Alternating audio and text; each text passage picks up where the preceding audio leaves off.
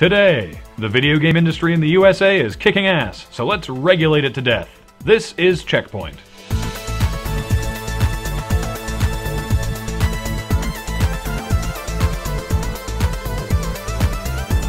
Welcome to CheckPoint. Where Graham is going to talk more about Mass Effect. Nope. No, I am not. The new iPad, which for those keeping score is the newest iPad, sold 3 million units on launch day, making it Apple's biggest release yet.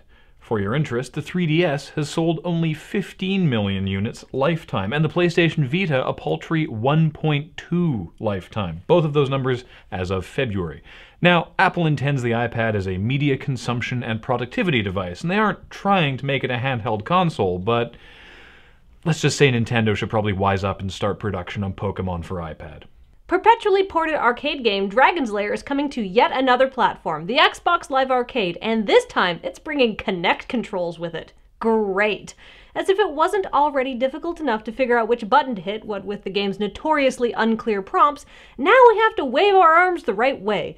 We can only hope that they had to make the controls more forgiving for the Kinect and that my usual response to Dragon's Lair, flailing my arms madly and backing away, will yield the correct combination of inputs. Indie game One and One Story, a finalist at the 2012 Independent Games Festival, is the latest victim of IP piracy. A Vietnamese publisher with the unpronounceable name of Afoligisk decompiled the Flash version of One and One Story and submitted it wholesale to the iOS App Store, where it still sits at time of writing. No. You guys are doing this all wrong. When Six Waves LOL apps ripped off Tripletown, they called it Yeti Town. Whenever Zynga rips something off, they append Dream to the name. Instead of One and One Story, which is its real name, you need to call it One and Another Tale, or One and One's Yeti Dream, or something. Then you're in the clear. Well, maybe a palette swap too, just to be sure, but after that you're golden. At least, that's the precedent Apple is setting. Forthcoming Ninja Gaiden 3 DLC will add 2 new weapons, a scythe, and some claw hand things. Really, Tecmo? We know that most US gamers don't know their katanas from their wakizashis, but all you can think of is more slicey, slashy things? It's DLC, have fun with it. Why not give him nunchucks, or a robot car with a rocket launcher, or a soft-boiled egg? He's Ryu Hayabusa, he could figure out something to do with one. Is the US video game industry in danger of overregulation? Well, Kathleen's going to go on point, which I'm okay with now. I've come to terms with it. UK politicians are doing something completely new in the history of time? They're following through on a 2010 promise to grant game developers a tax break.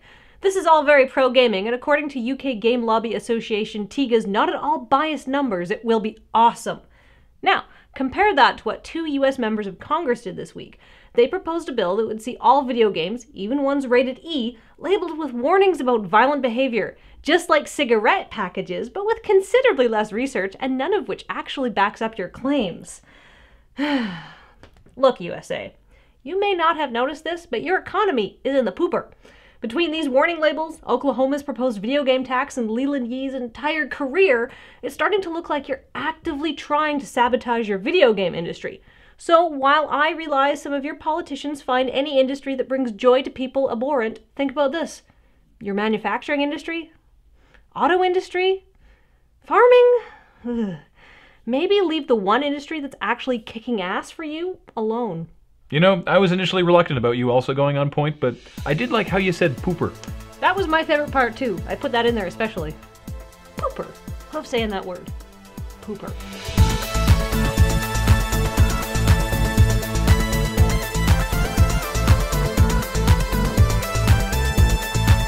Coming up, game officially files for administration.